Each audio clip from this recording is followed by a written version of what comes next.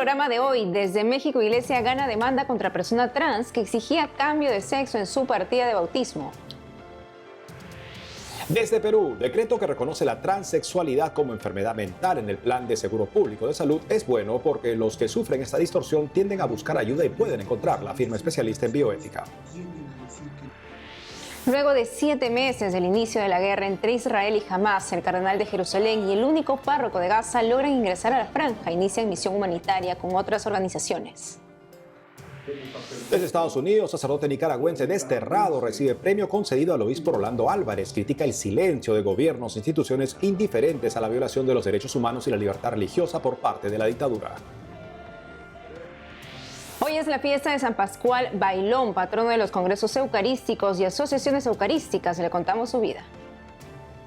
Hola amigos, hola Eddie. Llegamos al final de la semana y alistamos nuestro corazón para la llegada del Espíritu Santo. Ven Espíritu Santo, llena los corazones de tus fieles y enciende en ellos el fuego de tu amor. Gracias por acompañarnos en EWTN Noticias. Soy Eddie Rodríguez Moreno. Yo soy Natalie Paredes. Empezamos las noticias desde México, donde la justicia resolvió una polémica entre la iglesia y una persona que se identifica como transexual. Nuestro corresponsal Diego López Colín nos cuenta esto y más. La justicia mexicana falló a favor de la diócesis de Querétaro, la cual está ubicada en la región centro-norte del país, tras una demanda de una persona identificada como transexual, la cual buscaba que se cambie el registro de su sexo en el acta de bautismo. La disputa se remonta a una demanda presentada en 2021, donde se exigía a la diócesis de Querétaro realizar modificaciones en los registros de bautismo para reflejar cambios en la identidad de género de una persona. La Iglesia, sin embargo, se negó a llevar a cabo dichas modificaciones por su doctrina, que enseña que la constitución de la persona como hombre y mujer ha sido creado de esa manera por Dios. Ante la negativa de la Iglesia, la parte reclamante recurrió a instancias gubernamentales en busca de apoyo. Sin embargo, la Corte de Apelaciones finalmente resolvió a favor de la diócesis de Querétaro, basándose en argumentos de autonomía de las instituciones religiosas. Este no es un hecho aislado. En América Latina, casos similares han surgido como en Argentina, Bolivia y Chile, por lo que Tomás Enrique subrayó que estos casos son importantes al marcar una tendencia a nivel regional acerca de cómo es que los tribunales de justicia han enfrentado la cuestión de los registros sacramentales en la Iglesia Católica frente a demandas de personas trans. Y en este caso en particular se le mostró al tribunal que los registros bautismales no tienen ninguna otra funcionalidad u objetivo que el permitir a la Iglesia el llevar registros históricos fehacientes de la administración de los sacramentos, que son a su vez fundamento para la administración de otros sacramentos distintos. Y por lo mismo, si es que el Estado interfería u obligaba, forzaba el tener que modificar los registros, estaba por tanto interfiriendo con el gobierno interno de la Iglesia, lo cual resultaba ser inadmisible.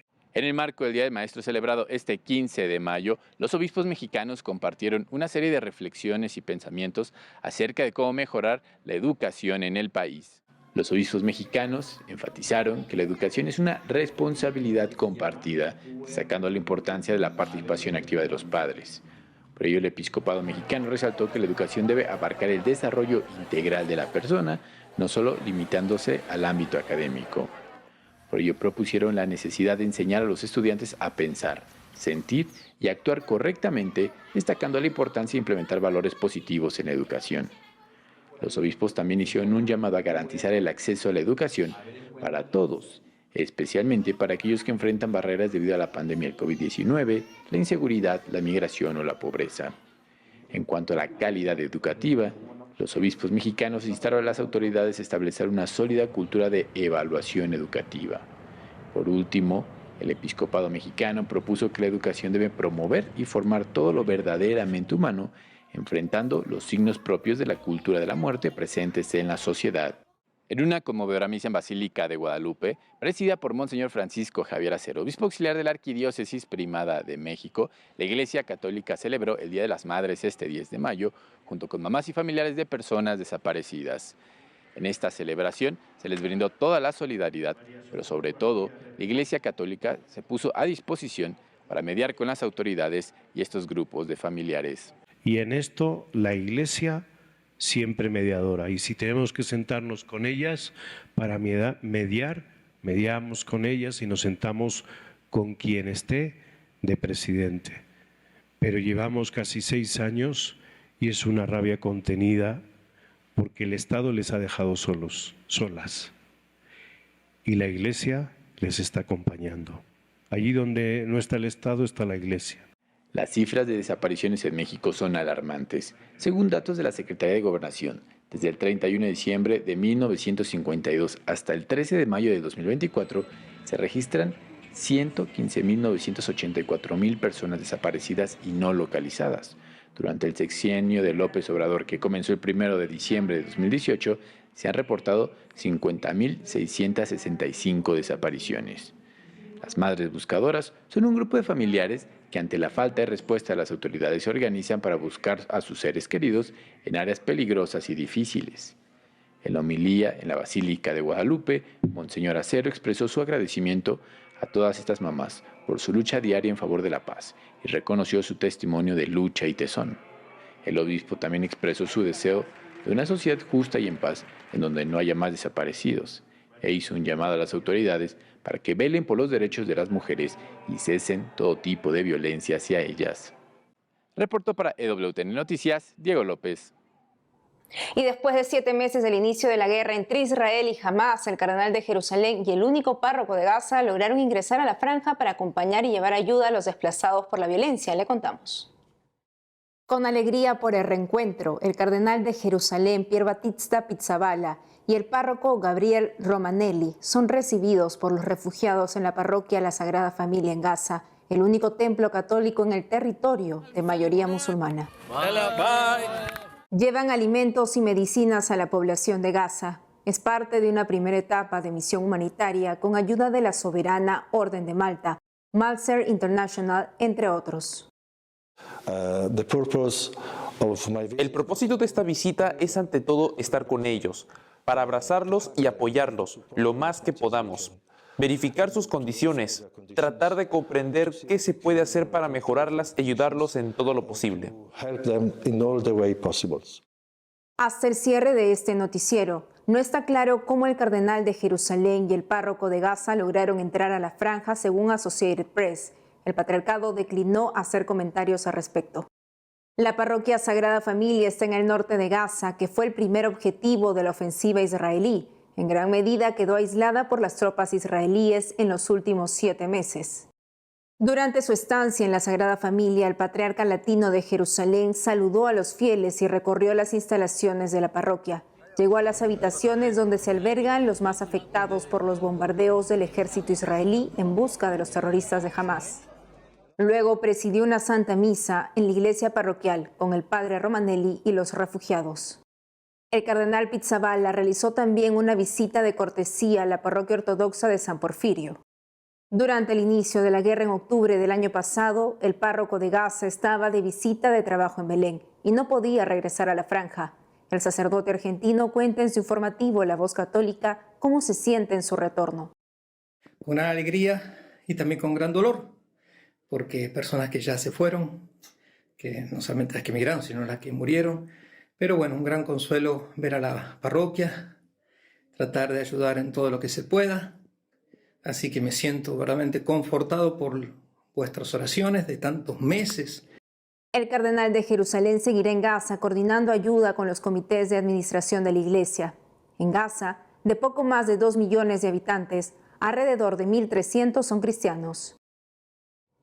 Ahora llevamos la mirada a Nicaragua. El 15 de mayo último, el padre Benito Martínez, sacerdote excarcelado y desterrado a Estados Unidos por la dictadura de Daniel Ortega, recibió el Premio a la Libertad 2024 que el Instituto Republicano Internacional concedió al obispo de la diócesis de Matagalpa, Rolando Álvarez, quien estuvo preso por la dictadura en forma ilegal por más de 500 días. En su discurso, el padre Benito criticó el silencio de países e instituciones. Escuchemos.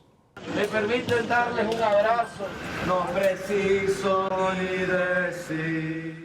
Como sacerdote, como nicaragüense y como compañero de la misma lucha y de cárcel, es para mí un verdadero gusto y una profunda satisfacción haber sido distinguido para recibir este alto reconocimiento que este prestigioso Instituto Republicano Internacional concede a uno de los hombres más sobresalientes en la lucha por los derechos humanos libertad religiosa en América Latina en los últimos años, el excelentísimo señor obispo de Matagalpa y administrador apostólico de Estelí, Monseñor don Rolando José Álvarez Lagos.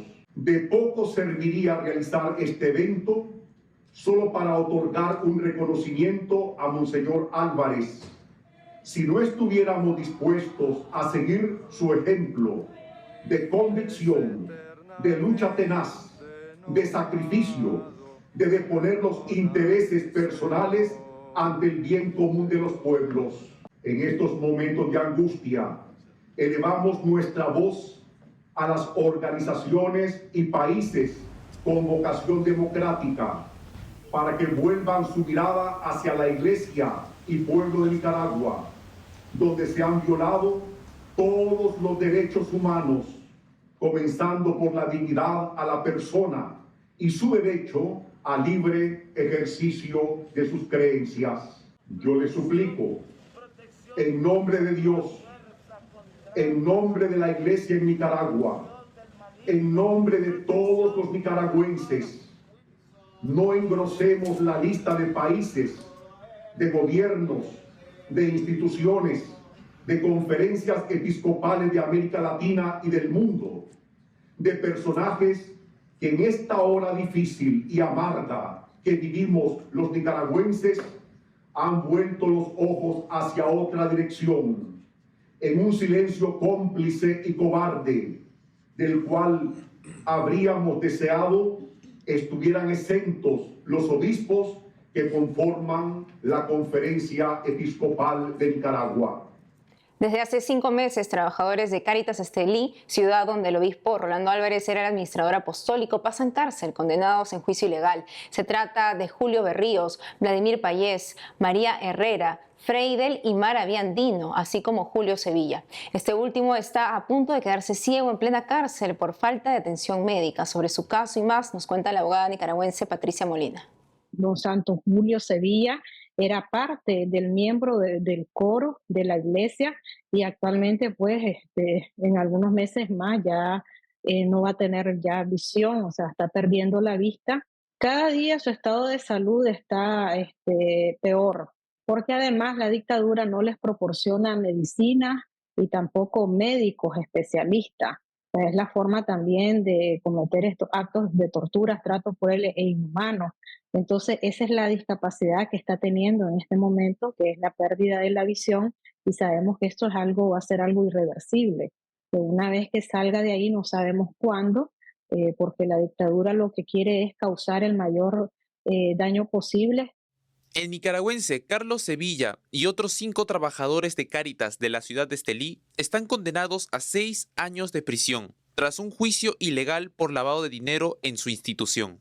Se les acusa de lavado de activos a todos ellos, cuando sabemos pues que la Iglesia Católica a través de Cáritas recibe diferentes ayudas hasta de los mismos laicos y de otras congregaciones religiosas de otros países, y es donde la dictadura se está agarrando para acusarlos a estos laicos. O sea, solo laicos están actualmente detenidos y convertidos en presos políticos, y es una situación muy, muy difícil la que están viviendo en la actualidad.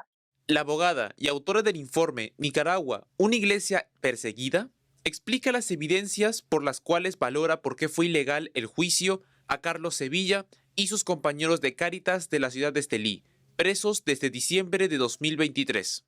Desde el inicio, un secuestro, hasta la fecha, el 20 de mayo cumple ya 1 año de estar secuestrado. Se le ha prohibido tener un asistente legal o un abogado técnico que sea de su confianza. También el juicio fue a puertas cerradas, en algunas audiencias ni siquiera lo llevaron al juicio delante del juez. Según la abogada Molina, a la fecha hay alrededor de 30 laicos católicos presos enfrentando juicios políticos en Nicaragua. Me permiten darles un abrazo, no preciso ni decir. Hacemos una pausa y al volver, desde Perú, decreto que reconoce la transexualidad como enfermedad mental en el Plan de Seguro Público de Salud es bueno porque los que sufren esta distorsión tienden a buscar ayuda y pueden encontrarla, afirma especialista en bioética. Además, hoy es la fiesta de San Pascual Bailón, patrono de los congresos eucarísticos y asociaciones eucarísticas. Le contamos su vida. Regresamos con más noticias con Enfoque Católico.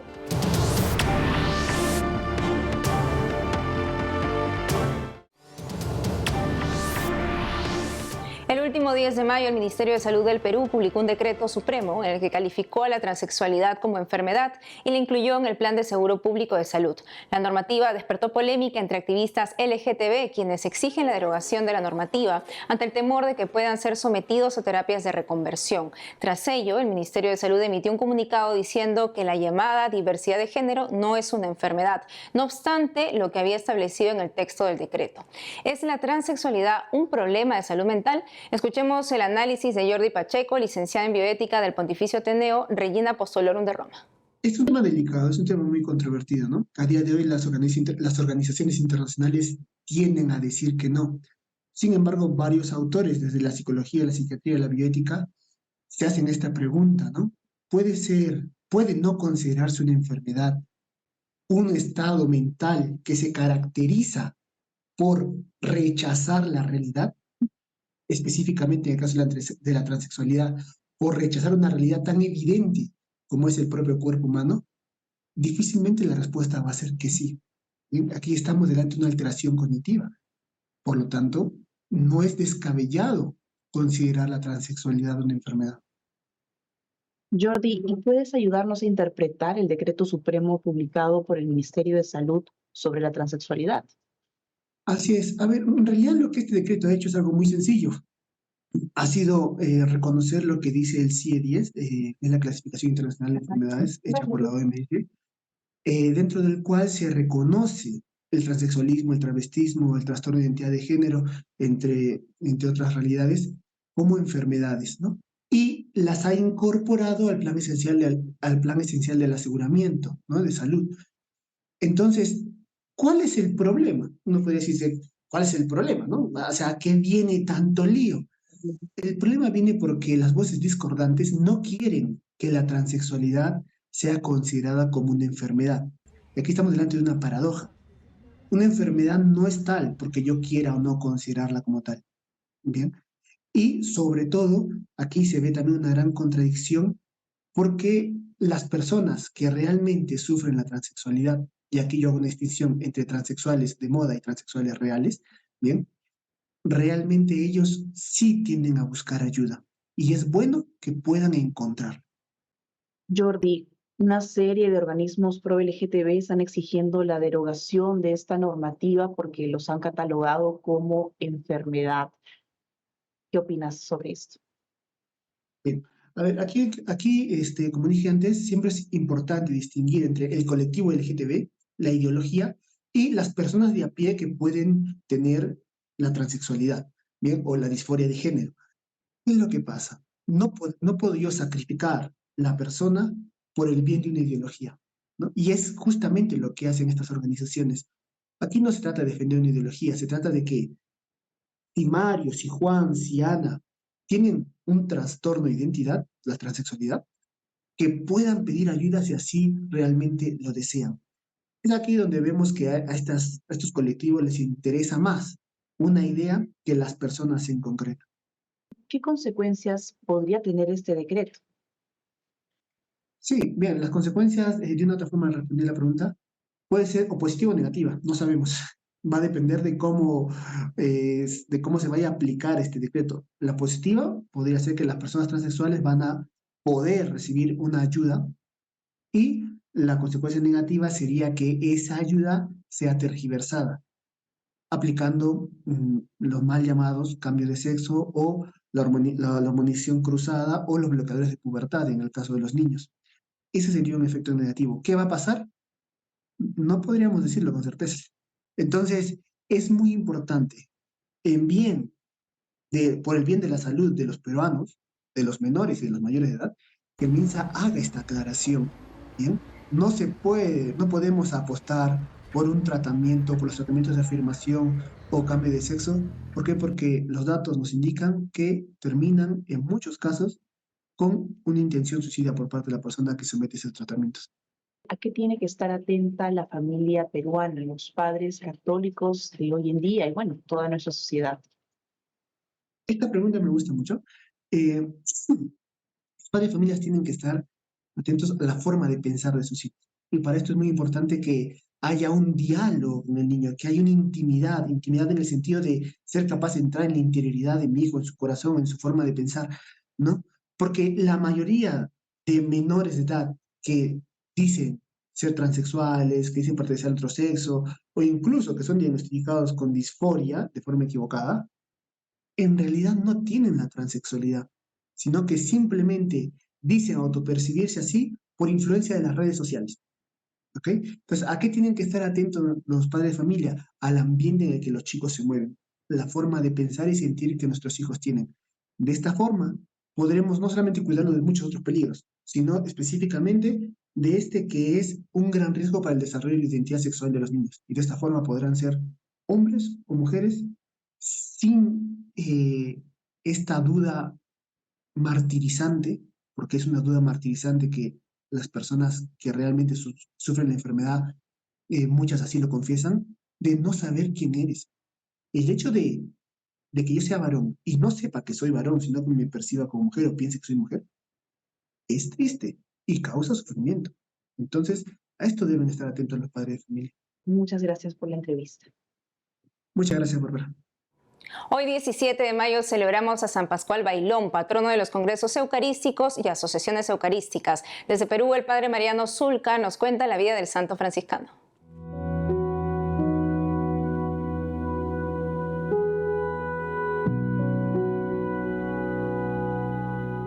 San Pascual Bailón fue un santo franciscano que nace en España en el siglo XVI, ¿no? En 1540, y morirá también en España en 1592. Vivió 52 años, una vida corta, pero como religioso, como amante de la Eucaristía, porque eso es lo que lo caracteriza, una vida bastante fructífera. Él fue religioso franciscano, no fue sacerdote, y entonces en el convento con sus hermanos se dedicó a los servicios, digamos, entre comillas, más humildes, ¿no? Tanto en la cocina, tanto en la portería, lo que le daba la oportunidad de estar en contacto con muchas personas y entonces comunicarles, hablarles, evangelizarles en torno a la Eucaristía. Lo que caracteriza su vida junto a esas cosas es el amor profundo a la Eucaristía, ¿no? No es propiamente una virtud, pero él tuvo este don de la ciencia infusa que le permitía explicar tantos misterios en torno a la Eucaristía. En una época en donde se dudaba mucho de la presencia real de Cristo en la Eucaristía, siglo XVI es la época de la Reforma Protestante, había muchas dudas, el pueblo de Dios tenía muchas dudas, digamos así, los teólogos buscaban alguna luz para llegar a la verdad, y en medio de eso esta figura humilde de fraile franciscano pudo resolver tantas cosas por la ciencia que Dios le regaló y por el amor y la devoción a la Eucaristía. ¿Qué podemos rescatar de él? El amor a la Eucaristía. Podemos decir que alguien que no fue sacerdote, propiamente tampoco diácono, ¿no? Que fue religioso consagrado a los oficios más humildes, precisamente por su amor a la Eucaristía, es que la Iglesia le da este patronazgo de los congresos eucarísticos, ¿no? Significa de que el amor a la Eucaristía en él ha sido muy intenso, muy grande, nos lo enseña y de pronto nos regala mucho en ese sentido, ¿no? De que, entre comillas, digamos, no hay que ser sacerdote para amar la Eucaristía, todos estamos llamados a amarla, ¿no? San Pascual nos enseña que hay cosas tan sencillas, ¿no? Como cocinar, estar en la portería, que nunca, ninguna de esas cosas puede estar peleada, digamos, del amor profundo y la devoción grande a la Eucaristía. Si ama la Eucaristía, nos enseña también el valor del silencio, ¿no? Pero nos enseña sobre todo ese estar abierto a lo grande, a la trascendencia, a esa presencia de Dios, que para él la encontraba en el misterio de la Eucaristía. San Pascual Bailón hoy nos enseña este valor grande del silencio y el amor profundo a la Eucaristía.